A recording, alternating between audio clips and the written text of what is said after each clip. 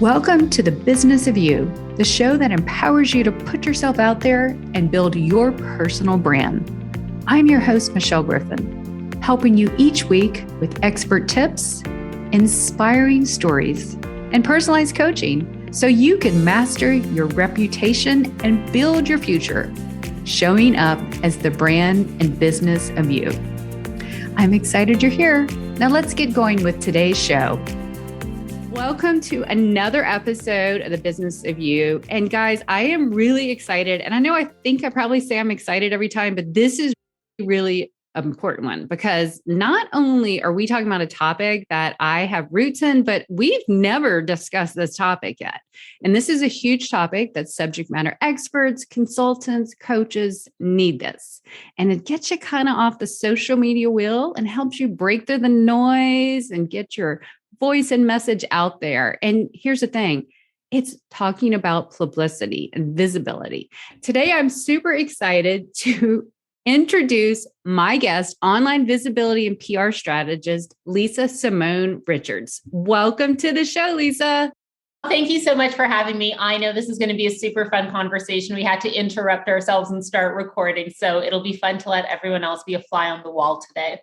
Absolutely. We chatted for like 10 or 15 minutes and I'm like, we got to start a show because this is how I want all my shows to just be like two amazing people having conversations, sharing what they know and helping our amazing listeners and friends out there. So let's get started. Why are we here? First of all, hats off that Lisa, sent the most amazing pitch ever. Yes, I told her to earn a gold medal in the Olympics.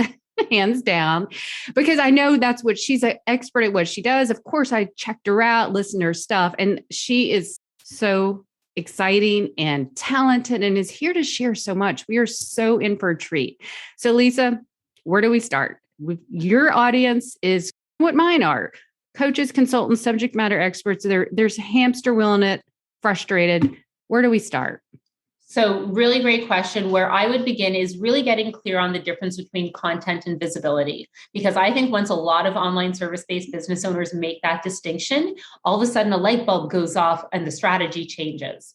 So what I'm seeing so frequently is people are really heavily focused on content. They're creating stories on Instagram, they're doing TikTok, they're doing the reels, going live in their Facebook group.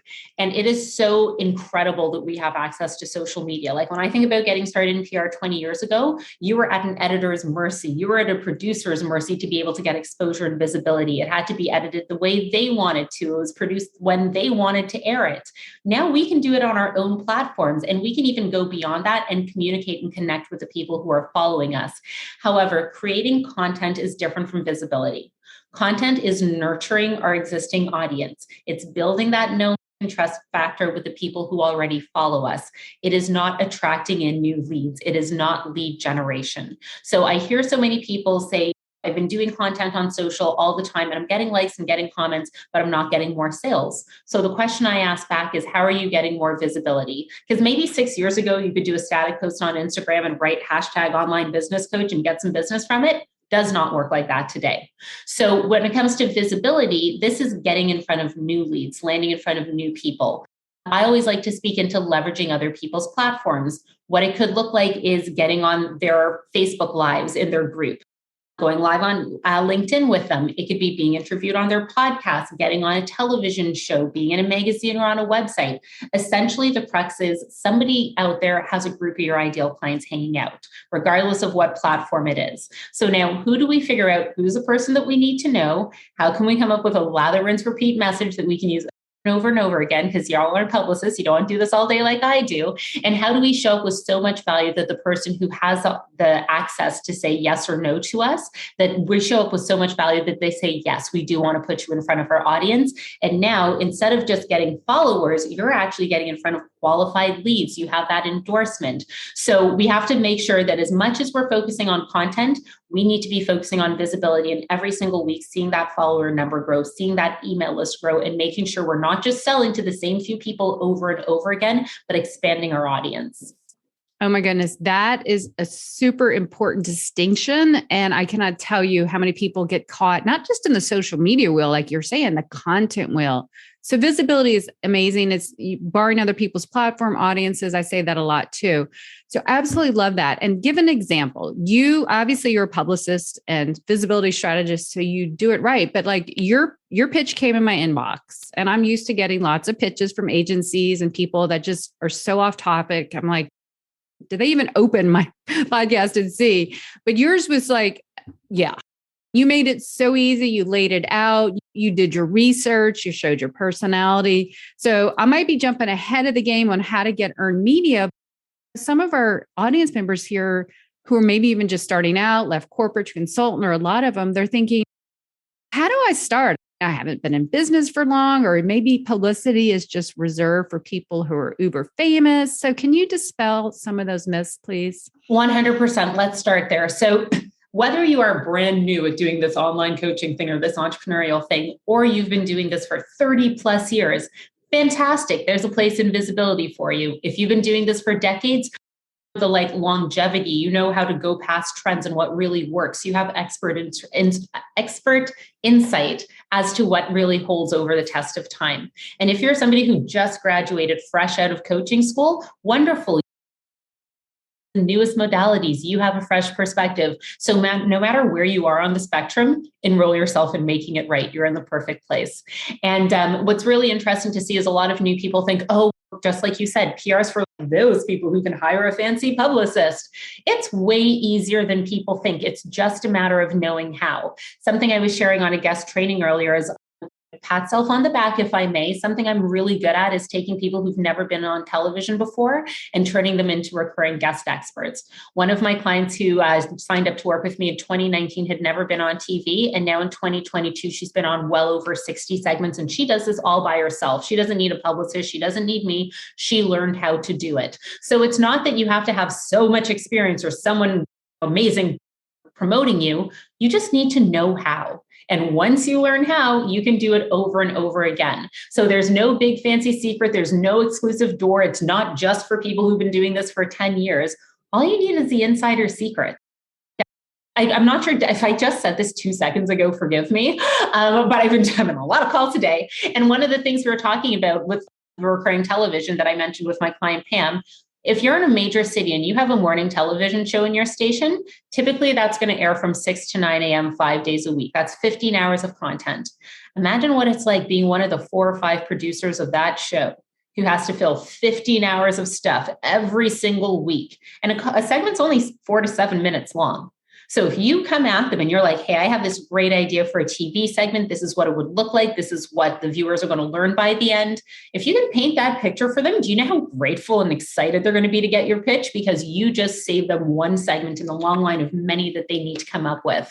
So just reframe that it's actually quite easy to get access to these opportunities and see yourself as like not in a cocky way, but you're enhancing and enriching the audience on the other side. So once you see it from that perspective, it's a huge shift in putting yourself out there.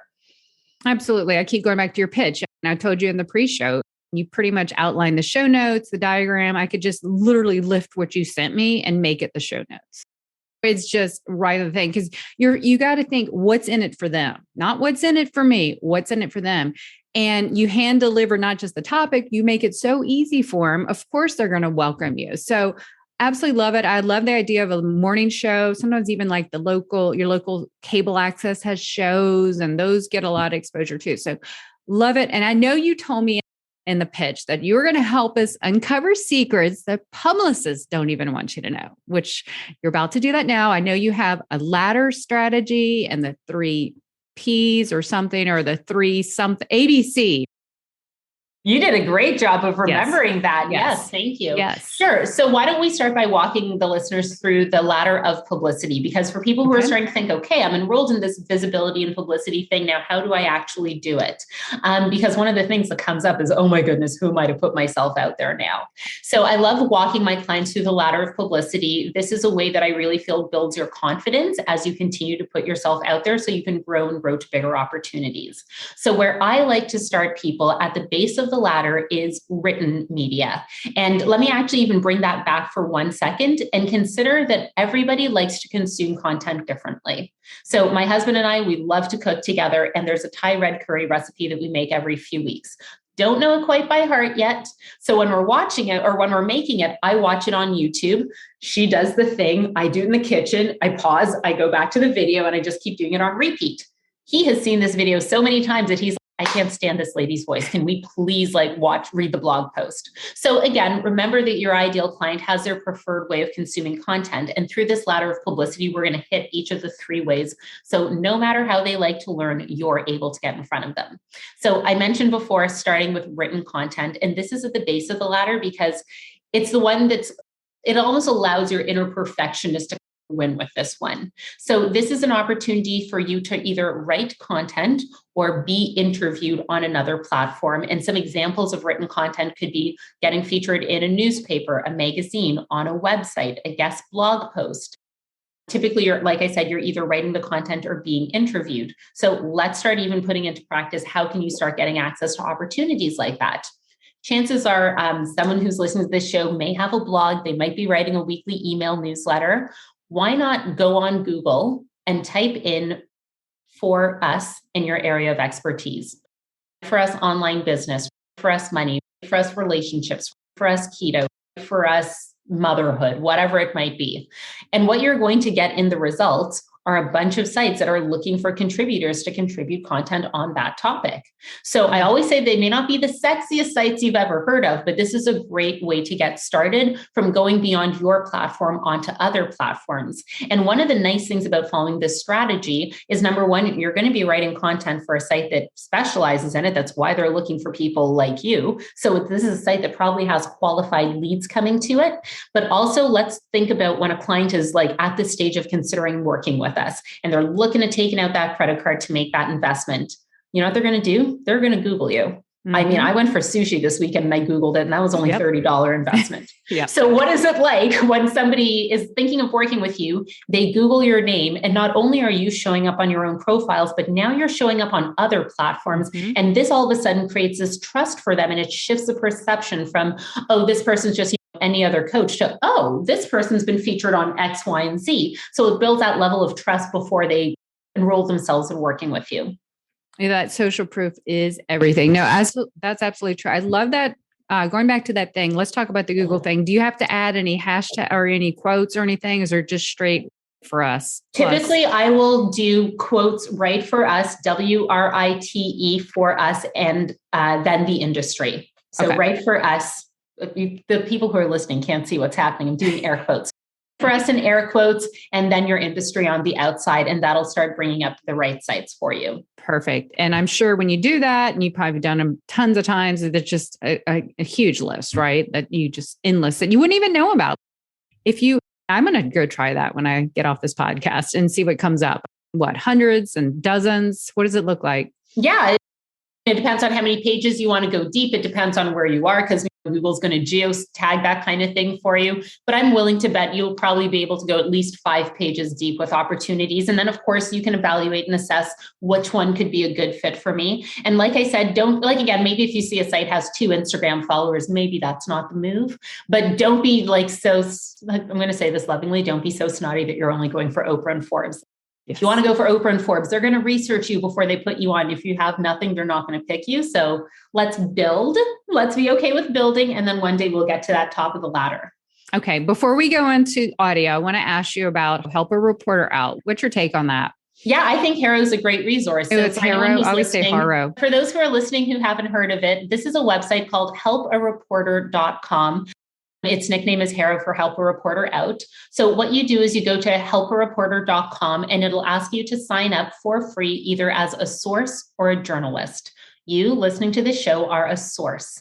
And what that means is 3 times a day, morning, afternoon, and evening, you will get an email in your inbox from Help a Reporter Out, from journalists who are on a deadline for a story, and they need a quote from a credible source to enhance that story. So it might be Forbes.com is talking about the latest marketing trends for 2022. We need a quote from an online business coach on the 3 trends you must follow in 2022. Like that's the kind of thing that'll get fed to your inbox. It does cover a number of industries, so you do have to do some skimming. But like a really great example to share is one of my clients who works in fitness. She signed up for Harrow and Pop Sugar, which is a huge site for health, fitness, and wellness, specifically for millennials. If I remember correctly, it gets more traffic than Vogue, Refinery 29, and CNN combined. So she got an opportunity to be included on Harrow. She ended up turning 1 feature into 8. And then she obviously built a relationship with the editor up until this point. And they were doing Instagram lives. So they would have a trainer come on their Instagram account and do a workout. At that point in time, Pop Sugar was just under 1 million followers on Instagram when Jennifer was invited to go on. And I know that Jennifer does not have near 1 million followers on Instagram. So what kind of opportunity is that? We know not all 1 million people are going to see it, but if 100,000 people see it, if 10,000 people see it, that is huge exposure for Jennifer. One little thing like Help a Reporter can lead to repeat opportunities, plus who knows what else is going to expand from that. That's a great example. And I think they even have a paid feature for not much more. You can maybe get a little bit more perks from that. So that's something to check out too. So love that. So we've gotten the written. Now let's go to what audio, I'm assuming, is the next one. You got right? it. Okay. Yeah. So we're going to keep building up the ladder. We're going to start building our confidence. And I think I know the first time I got featured in a magazine, this is 2015. I had just gotten let go from my job. And I remember I told my mom, don't freak out. Like I already have a business on the side. My income matches. It's fine. My life's not going to change. But she was like, oh, maybe you should get one more job. Ooh, maybe you should go do your master's. My mom's my biggest cheerleader. But what happened was a magazine in Canada called Optimize. They were doing an issue on fitpreneurs. And at the time, my PR agency worked specifically with health, fitness, and wellness entrepreneurs. So they asked me to be in the magazine. I had a photo shoot with a photographer. It was something like a 3 or 4 page spread. And when I showed that to my mom, all of a sudden it was like, okay, maybe you don't need another job. Like there was just that proof that had her have a confidence in me. And for me, when I saw it, I was like, okay, I'm not just some kid playing CEO, like I legit have a company. So the perception changed, my confidence got bigger, my shoulders were a little higher. So once you've gone through this, now we can move up to the next level, which you mentioned is audio. Mm-hmm. So some examples of audio, it could include being on a podcast just like this.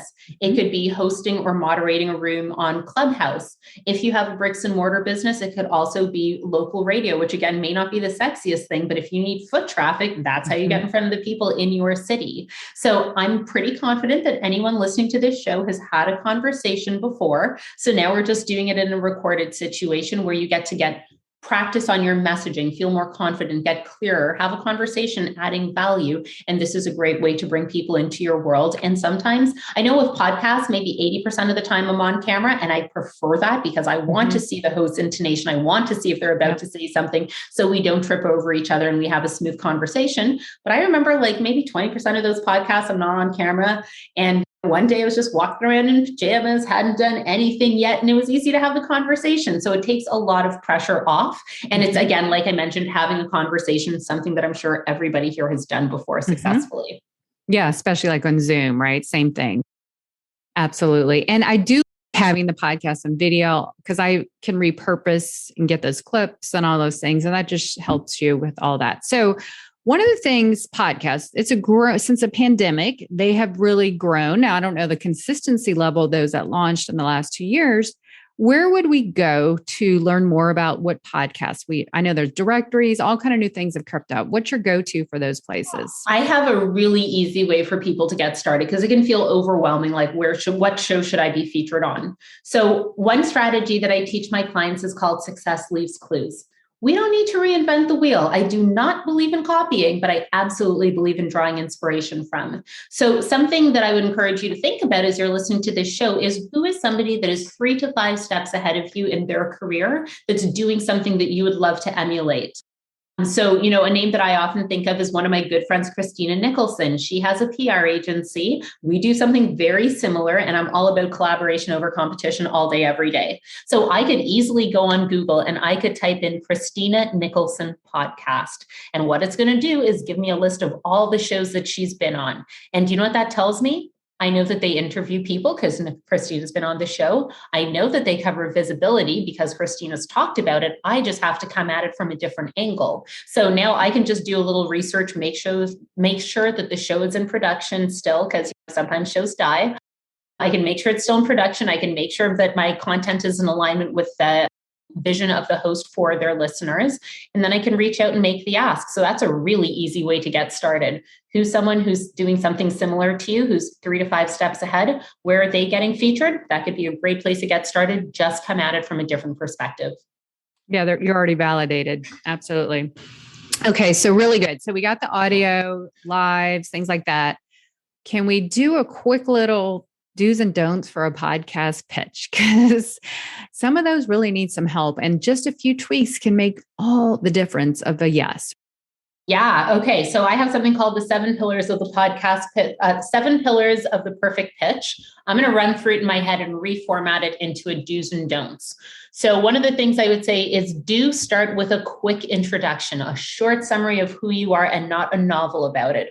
Who are you? Who do you work with? And who do you help? What's the result that they get? That's a sentence or two. No, I went to school here. My dream when I was 4 was this. I see a lot of people start with their novel, and with love, I'm busy. If I don't know you, I'm not that invested, and I'm not super caring about your life story. So do start with a quick introduction.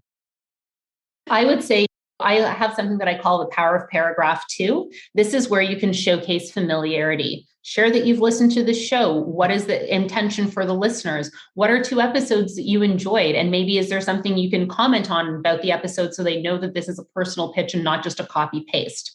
So do showcase familiarity and do drop a compliment. People are happier to do something for someone who says something nice to them. What would I say next in this? Don't have a lot of I's, me's, or my's in your content. We talked about this before hitting record. So when you're writing a pitch, before you hit send, and this is anytime you're emailing asking for something, skim through the left paragraph of that page. How many paragraphs begin with I, me, or my? And if you're seeing a lot of that, guess what? This whole pitch is about you, and it's not for the person on the other side, and they're going to feel that energy. So how can you say the same thing, but reposition it so that it's from a position of giving and creating value rather than how can I make this all about me and what can I get from this? And this is my expertise. In the beginning, where you're creating that introduction, you can have a quickie of it, but don't make it all about you the whole way. Do highlight where you're going to give value. Do highlight what are the takeaways for the audience going to be at the end of it. Can you summarize at the end of this episode? Your listeners will be able to A, B, and C. So now this host is seeing the vision of this is what the shape of an episode could look like. If I can even wrap up by saying one thing, because I don't want to overwhelm everyone with all the do's and don'ts. I go fast. Everyone already has to hit pause and rewind on this. One thing that you complimented me putting the essential show together for you and hand delivering it. Visibility is all about being 2 things that my mom always asked me never to be: fast and easy. If you can be the easiest person to work with, if you can hand deliver everything in a package to somebody, they're going to want to work with you because you made their lives easier. If you can respond quickly, if you can be timely, it's not about being the best. Like even with those hero queries we were talking about just now, I had a client. She's actually a podcast host. Sorry, she's not a client. She's a podcast host. She's been doing this for a while. And she's, you know what? I actually used to spend 2 days or so thinking about what the best response would be. And now I know as soon as it comes in my inbox, respond right away because they're not sifting through 100 responses to get the best one. As soon as something good comes in, they're done. So fast and easy. Those are 2 things you want to do to be able, or 2 ways you want to be to get visibility. Yeah, no, and just make life easier for someone else. And they're more inclined. Everyone's busy. So yep, nailed that. I absolutely love that. And you're more likely to you don't even have to spend that much time listening to their shows, just a little rundown, knowing that it's not a canned pitch. That's super important. From a podcast standpoint, for sure. If I can share one more tip, sure. Always listen to the show first. For me, a lot of the time, it's honestly when I get a yes, I make a point of listening to the show because I do a lot of podcast pitching and I can't listen to 40 podcasts a month. But I will never forget when I learned this lesson real hard. So let me make a mistake so that you don't have to. I didn't listen to the show before going on. And when the host came on, they had an Australian accent. And I was visibly like, oh, but screams, I've never listened to your show more than not knowing what your voice sounds like. Listen to the show first. Yeah, no, great tip. And you just you can learn a lot like in the first few minutes. That really sets the tone. Absolutely. Yeah, absolutely. Okay. So the top of the ladder, you've made it. Your face, your beautiful face is on TV. So let's talk about how we get there. Yes. And thank you for bringing me back on track because I was off the ladder, but you pulled me right back in. So I appreciate that. So let's close the circle and come to the top of the ladder. And just like you mentioned, this is about being seen. This is visual media. So years ago, this was television. The broadcast media was the only way. And I was saying before we hit record on this, years ago, I was like, I don't even have cable anymore. Is my career still relevant? But we have so many ways we can be seen. Beyond television, we also have speaking on live or virtual stages. We could be going live in somebody else's Facebook group. We could go live on someone else's Instagram account. We could be doing a guest training inside of somebody else's mastermind group, which is a great way to close high ticket clients. A lot of the time, someone in the group becomes my client, and then the host themselves of the group is like, you know what, I like that teaching. How do you work with people? So there's so many different ways that we can. This is at the top of the ladder because this is what's going to create that know and trust factor. This is where people get to get a sense of your energy and figure out, do I vibe with that person? Would I want to work with them? They just get to connect with you a lot quicker. And the great news is, as much as there are so many other people doing the same thing as us, like even when I think about Christina Nicholson, the person on podcast who I mentioned before, who's a good friend of mine, like she is all pizza, burgers, and fries and super chill, like does her makeup sometimes, loves glamming up at other times, and people are going to resonate with that. I am all like, love super fancy luxury, would always hair makeup. Some people are going to be like, oh my God, she's too much for me. Some people are going to be like, I'm totally into her. So it's totally okay to be yourself. That's actually going to be celebrated, and people will connect to that quicker in a visual medium, and the right people will be attracted to you. And honestly, at the end of the day, how much do we love working with the right people for us? So we do want to magnetize those right people and lovingly repel the people who aren't intended for us. Mm-hmm. Absolutely. And TV does that. That's why video in general. Okay. So what if someone's dream is one day getting on that Today Show or Good Morning America? I know you saying you have to build up, and you're saying there's less like a TV, there's less TV. We don't watch as much. What are some of the strategies to finally get those top shows or those top mentions on TV? Yeah. Number one, if you want to do like a Good Morning America or one of those huge shows, I do know a number of people who got plucked out of nowhere and went on live TV on the biggest shows for their first opportunity. That's 2% of people. So make peace with, I think, I don't know if it's make peace. I think I'm maybe scarred from working in an agency and having worked with really demanding people who are like, what's that little TV show? I don't want to be on it. You're going to have to work up. No one's putting someone on national TV that's live, that's never been on before. So start off with a local TV show. Maybe it's even volunteer run. It may not be that sexy, but start building that media reel that you can share with producers so they know how you perform on camera. And again, this is a good opportunity to develop that. Okay, how do I like to develop my message? What colors look best on me on television? You don't want the first time you get huge exposure to be like a flop. So practice. Think about it as practice on smaller. Also, I would recommend, think about, okay, what is that number one place I want to get featured? Is it Good Morning America? Is it the Today Show, whatever it is? Okay, great. Who's a producer you need to know? Look them up on LinkedIn. See if they have open social media accounts that you can follow. Start building familiarity with them. So by the time you show up in their inbox, you've shared some things, you've tagged them in things, you've connected them to a source on something else so that you're not a completely cold lead. So it's nice when someone comes to me with laser focus of, Lisa, I would love to be featured here, because then we can reverse engineer. Okay, who do we need to know? How do we start building a relationship? And one of the things I'll completely share is I'm not using people, but I'm intentional in the relationships that I create. I remember when I worked for a fitness company from 2009 to 2013, and that was the funnest job I have ever had. 10 kids making $4 million a year. It was so fun. And my CEO was very laser focused that she wanted to be on a TV show called City Line. She wanted to be in the Globe and Mail. And so what I did is I found out who was the fitness writer for the Globe and Mail, who was the producer of City Line. And I got to know them. I followed them on Twitter because this was 2009. Instagram didn't exist. But one of them talked about their cats. I talked about my cats. Like, we developed that relationship. And by the time I was like, hey, by the way, I know you work at this show. I have a boss who does would this be a good idea for a segment? I was able to get her featured on both platforms. And what's really cool is the producer from City Line back from 2009, she was at my wedding in 2021. So how cool is it that you can be strategic and intentional with those relationships, but really use them in a genuine way that develops legit friendships? Like, how fun is it that, when I'm trying to book a TV or a client for a segment, I'm not necessarily writing a "Dear Janina" formal email. Like, I can just WhatsApp them and be like, "Hey, you got any space? I have this idea. Does it work? Cool. What do you want to change? Great." Yeah. No, because you start now and build those relationships and just keep getting stronger. Just like building your personal brand. You don't start out at the gate at this level. You start. And that's the thing people have to realize. Building a personal brand, your visibility, publicity, you have to start small and you have to develop and get practice. So these are all very tied into what I do. So I absolutely love this. So now that we've gotten the 3-step ladder, you do have something that is really cool, the ABC. So can you share that with us before we close out today? Yeah. And I would actually even play this episode again and listen to the ABCs one more time before you move into the ladder, because this is all about intentionality. Something that I've seen a number of times is, let's say, okay, so I shared I worked in the fitness industry for a number of years. And so by virtue of that, I work with a number of trainers, studio owners, gym owners, et cetera. And what would come up for me the most is I would have these competitors and studio owners say to me, "Lisa, I want to be featured in Oxygen. I want to be in Muscle and Fitness Hers. I want to be in Bodybuilding Magazine." And I work with women who are going to the gym for the first time.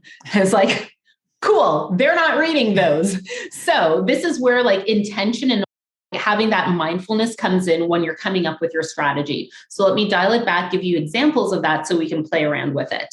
So what I call the ABCs of visibility are understanding your intention of being seen. So are you looking to build A, which stands for awareness? This is making sure that your ideal client knows that you actually exist. So we need to think, where is this ideal client paying attention? In the example of the fitness trainer that I was just mentioning, if they're looking to work with women who are going to the gym for the first time, Oxygen, Bodybuilding, Strong Fitness Magazine, not the right place. Maybe something softer like Pop Sugar, Cosmo, Self, something that's a magazine that's more lifestyle and not entirely wholly fitness. That's probably where your ideal client is hanging out. And again, we can always ask our ideal clients, "Hey, when you're looking for information on my topic, where do you turn to for it? What do you search on Google?" That'll give you some good information on places to look for as well. So A stands for awareness, getting in front of that ideal client so that they know that they exist. People can't hire us if we're the best kept secret. B stands for buzz. This typically is, let's say you're about to release a book, you're about to launch a course or a program. We know that people don't just hear something once and then take action. They need to hear about it over and over again. So let's say you have a book coming out. Are you doing a podcast tour for 1 or 2 months before, where you're hitting 5 interviews a week? It'll be a little time consuming. The person who listens to one podcast is on average listening to 8. So what's it like for that person who hears your name over and over again? They're like, "I'm hearing about Michelle everywhere. What do I need to know about her already?" And that can help them come to a buying decision closer to what you're offering. So B stands for buzz, making sure you're hitting people over the head over and over again with your launch. I often think about it like when a movie's coming. My husband and I went to go see The Batman a few weeks ago. Loved it. I'm not a huge movie person, but when movies come out, like Zoe Kravitz is in this relationship, Rob Pattinson broke up with this person, they're on Entertainment Tonight, the Hollywood Access Hollywood podcast, like it's all over the place until you finally see it. So A is awareness, B is for buzz.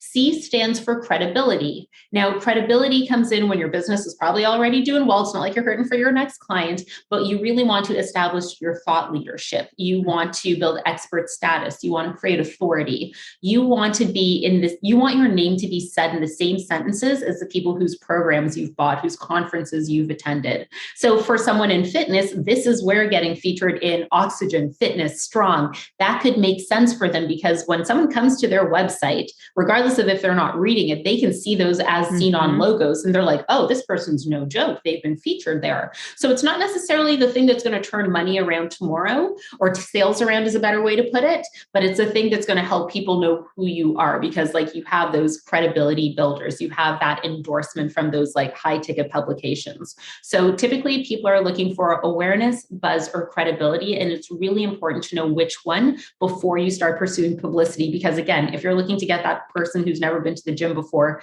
and you get in Strong Fitness magazine, there's an discongruency there. That's not a word. Incongruency. There we go. Disconnect and incongruency were what I was blending. Yeah, no, I like that. So just to set the record straight, they should go back to ABCs, get the ABC. We jumped ahead. So ABCs first is your primer, your strategy, really, and the how-to is the latter. So that nails it. Gosh, this episode, you've been so generous. I know you have a whole coaching program or whatever you work with your clients, but you've given the basics here to just get started. If you want to just be a self-starter, DIY, everything. I know there's some missing things, but is there anything else that they should know? I think one of the things that, if I can even use that as an example, is when you're pitching yourself for visibility, when you come from the intention of how can I create value, everything shifts. Like, I didn't come on this episode today to be like, so this is the name of my 6-month program and how you can work with me, blah, blah, blah, blah. Everyone who leaves this episode, my hope is richer than they came. Everyone who leaves this episode has one thing that they can put into practice that's going to help them get more eyes on their business, regardless of if you download my lead magnet or ever work with me. So when you're pitching yourself, think about how could I deliver so much value that someone's like, I got that for free in 30 minutes. What is possible if I work with this person in a bigger capacity? What's something they can do in less than 10 minutes and be successful with, because that's going to create positive associations and momentum. So I gave the right for us tip. Yes. Anyone could do that while listening to the show. And all of a sudden you've found something that you didn't know existed before, and you can put that into practice. We talked about help a reporter out. So drop those little less than 10-minute wins. Those are something you can constantly be on the lookout for. And keep that pipeline growing. That's how you get up the ladder. You don't just do one, I made it. You're constantly growing. And they all feed off each other too. When someone sees you being validated in this publication or there, it all just keeps momentum going. Yeah. So you talk about over the top value. And that is an example of what we want to be doing to get more publicity and visibility. So before we find out amazing ways to find you, I always ask my amazing guests, what is like a mantra or saying that you would love to inspire us with, or something that's inspired you in your career or to build your brand, your publicity and visibility? So I think one thing that I would say is, don't let this just be a bunch of great notes. Don't let this be inspiration. Let it create transformation. I know that I kind of fire hose with, you can do this and this and this, but take one thing from this episode and say, this is the thing I'm going to put into practice, and just focus on that one. So my takeaway would be, don't just let this be inspiration, let it create transformation. For so many different things. Love that. Yeah. We can be constant consumers, but we must start creating with that one idea, that one thing. Exactly. Clarity breeds action. And you've given us so much clarity today. Thank you so much, Lisa. Okay. So where do we find you? Where do we connect with you, follow you, all the things? Let us. You're so gracious and generous as to share that I had a good podcast pitch, if I may say so myself. Yes. So if anybody wants to know, what does a good podcast pitch look like? How do I write this? You can see it. You're invited to go to www.theperfectpodcastpitch.com. You can download and see literally what the template I use looks like word for word. Not the template. You can actually see a pitch that I've used word for word, and there's a fill in the blank template that goes along with it. So now you can just take out what I use and pop in what you use. So that's a great way to get a sense of how I formulate a pitch, and then just draw inspiration from it and create your own version. So again, that's at www.theperfectpodcastpitch.com. Oh, so good. And what a great domain name to have found too. I love it. Okay. So I'm going to go sign up for that, even though I got yours, but it's just something good to have. So when I go do and it probably would work for writing too, not just podcasting. Oh, really you works. can use it for television and just make a few little tweaks. But yeah, we just tooled this one specifically for podcasts. Absolutely. Okay. So anywhere in social we can go find you? If you want to come hang out with me, I'm working on being a little more present on Instagram. So I'm on there at Lisa Simone Richards. Okay. And I'm trying to get her, and I think she's going to start coming on LinkedIn soon. So I'm going to be a little more on LinkedIn. You're told I'm already there, but I'm going to take it a little more seriously. So you're welcome to come hang with me there. Again, Lisa Simone Richards. Pretty easy to go across the board with that one. No, I love that. Great branding. I think that's your website name too, right? So the funny story is, no one calls me Lisa Simone in real life. I'm just Lisa. And when I was younger, I didn't like the name Simone. I told my parents, I'm like, you guys were lazy. It's Simon with an E on the end. So when I built my business, my mom's like, oh, Lisa Simone Richards all over the place now. And I was like, If you look up Lisa Richards, there are a lot of them. But if you look Yes. up Lisa Simone Richards, there's only one. And actually now the name has completely grown on me. If I'm in an event and they give me a tag that says Lisa Richards, I'm like, there's Who is something that?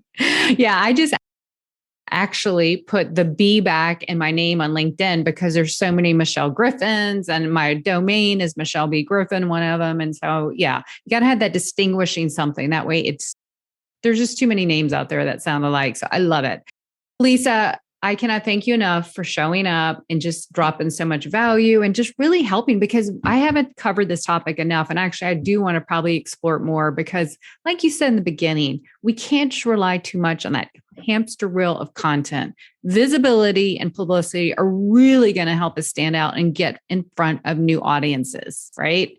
And grow our brands and grow our businesses. So thank you so much for being here today. It has been such a learning experience. It's been so fun to have this conversation. Like we said before, I'm just going to hammer it home one more time. What's that one thing you're going to take from this and actually put into practice, whether it's signing up for Harrow, doing that Right For Us search, and getting more of the right eyes really in front of you. There you go, everybody.